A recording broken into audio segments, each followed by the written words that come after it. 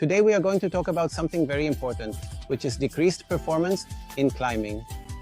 And decreased performance means all those times when you're climbing and feel weaker, feel more tired, and so on. So today, guys, we are going to discuss all those reasons that cause your climbing performance to decline. And some of these reasons can be very important, and the vast majority of them are reversible, so pay attention to the following video, okay? All right, we are going to go through reasons from the mildest to those that can really cause problems and that you need to be very aware of, because sometimes they can be more or less serious medical issues. The first one, and I believe most climbers have this, is doing more than they should. That is to say, you know what, I feel tired, I feel fatigued, and I don't know why. And the answer is because you are climbing every day, because you are taking on more load than you should, because you are doing more volume. Because instead of going for an hour and a half, which is what you should do for climbing training, you are training for 3 or 4 hours, because instead of giving yourself rest days, you don't take any rest days, and ultimately you never have a recovery period. This is the most obvious one, and the one that the vast majority of climbers have. And here come the other reasons. A short announcement. Finger strength and Tindeq course lasts 5 hours. Finger strength planning course lasts 7 hours. The videos are already recorded, so if you want them, you can buy and watch them immediately.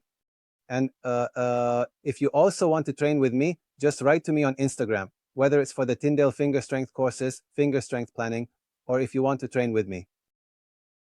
Not sleeping well, and not sleeping well in a modern life like this is terrible. People who go to bed very late, people who get up very early, etc. It is supposed that for you to recover well, at least you should sleep between 6 to 8 hours. It will depend a bit on your cycle, okay? There are people who do perfectly well with 6 hours and everything else. There are people who need up to 9 hours to sleep. But the important thing is that sleep is not just about sleeping at night. One has to sleep at night without stopping, non-stop. Why? Because at the end of sleep, that is in the early morning hours, for the vast majority of people, is when all these hormone curves appear, for example, growth hormone, which allow you to recover and feel truly refreshed in the morning and later in the afternoon, in the morning, or whenever you go climbing, you can say, yes, I rested. Sleeping did me good, and now I am rested. That would be one of the good reasons why your performance decreases. The other obvious reason is poor nutrition, okay? And that is also a situation of modern life, eating a lot of junk food, okay? Not eating enough carbohydrates. There's this one mentality among athletes that they need to eat a lot of protein, but it turns out that the energy that goes to the muscles and the one you use to climb are carbohydrates, just like that. So if you don't have a good intake of high quality carbohydrates, obviously you won't perform well. Obviously you'll feel tired. And this happens a lot with climbers who believe they need to eat a lot of protein in there, eat little carbohydrate, and the result is that they don't perform. Their muscle doesn't grow as it should, because the muscle needs carbohydrates to grow as well. And people lower their performance simply because they don't have adequate nutrition. So pay attention, guys, to what you need to do regarding what you eat, because how you eat is how you will perform. Modern life, guys, modern life. And what does that mean? Mental fatigue. And what do I mean by mental fatigue? It's the people who work, study, and want to perform well in climbing. Unfortunately, in this modern life, one has something called stress and mental fatigue. And I've seen it many times. People who work a lot, who are sometimes studying at the same time, who have family concerns, etc., etc., and that causes mental fatigue. Within that mental fatigue is stress. There's some terrible emotional situation, okay? Like very common things, breaking up with a partner. I've seen many times people who break up with their partner and for 2 or 3 weeks they don't perform at all.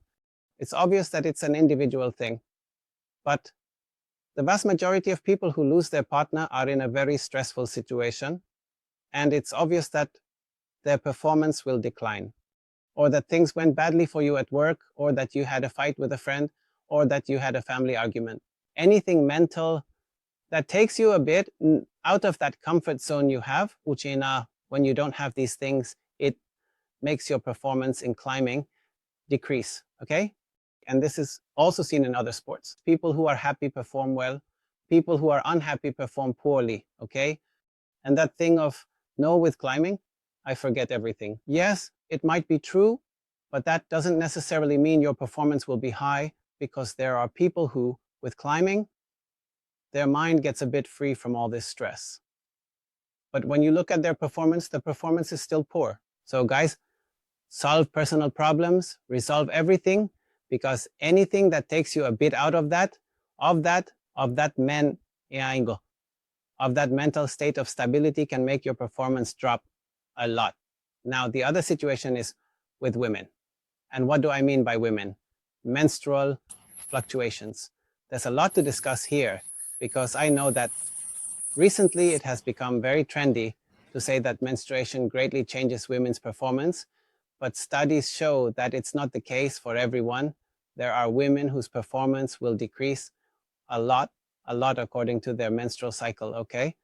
And there are women for whom it practically doesn't change at all. So what you have to learn, especially female climbers, is how much really your performance drops concerning your menstrual fluctuation, and be careful with the previous ones, because we can't blame problems. I mean, hormonal fluctuations, when someone tells me, no, it's the fluctuation, it's my menstruation, whatever. And of course, they're overtraining, have emotional problems, eat poorly. So it's like, hey, let's first look at what really matters. Then we'll go to your hormonal fluctuation and try to isolate it a bit.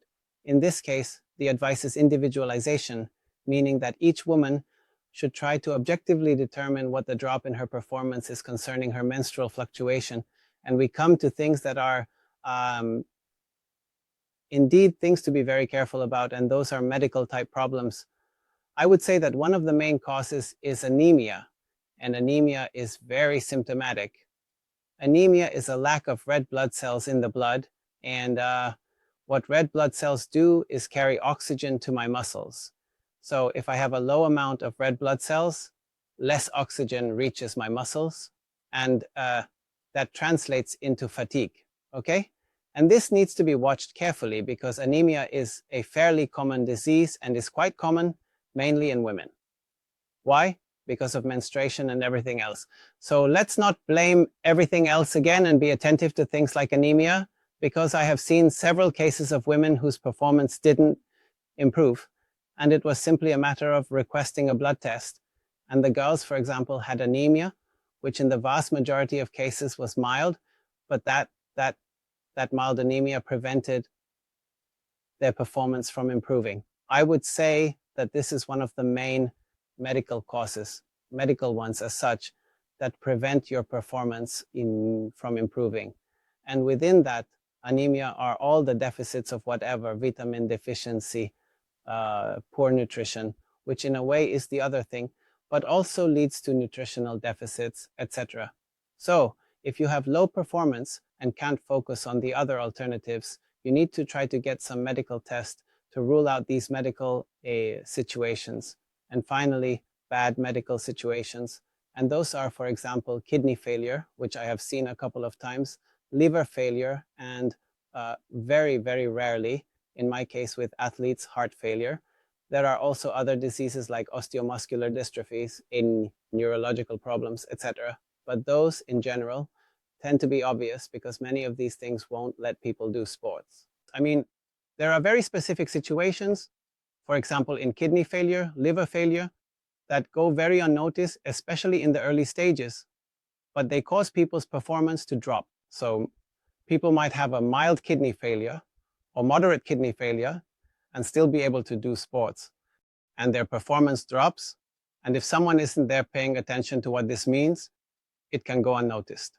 And it's important, because we're not just talking about a drop in sports performance, in this case climbing, but it's a health situation that can be very bad.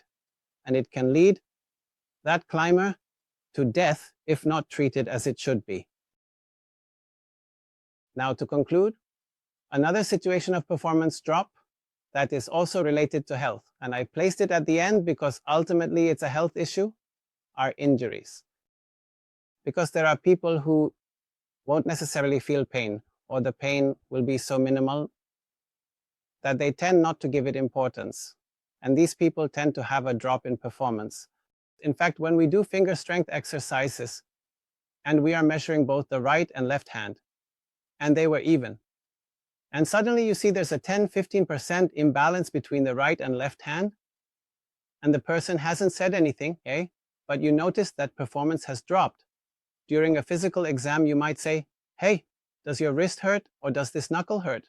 Whatever it may be, and people tell you, yes, but it's just a small pain. And it turns out they are getting injured. Why? Because the body perceives injuries, and one of the ways to protect itself is by reducing the strength of the limb where it senses the injury. So these abrupt changes in strength between one hand here and the other, between one arm and the other, indicate injury. And injuries are precisely one of the reasons for decreased performance. Whether it's because it hurts a lot and it's obvious that you won't be able to perform, or because it hurts very little and goes unnoticed. But with objective strength tests, sometimes it can be made clear and you can say, hey, you're getting injured. That's why you're not climbing as you should. Okay? So that's it, guys. To the point.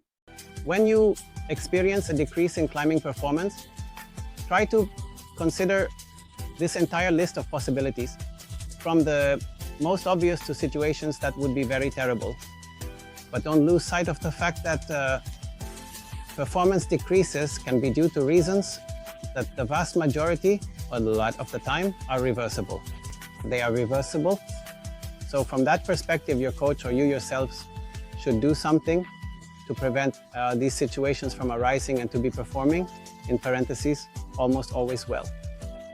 All right, guys, if you liked the video, give it a like, subscribe, and we'll see each other in the next video. A hug. Bye.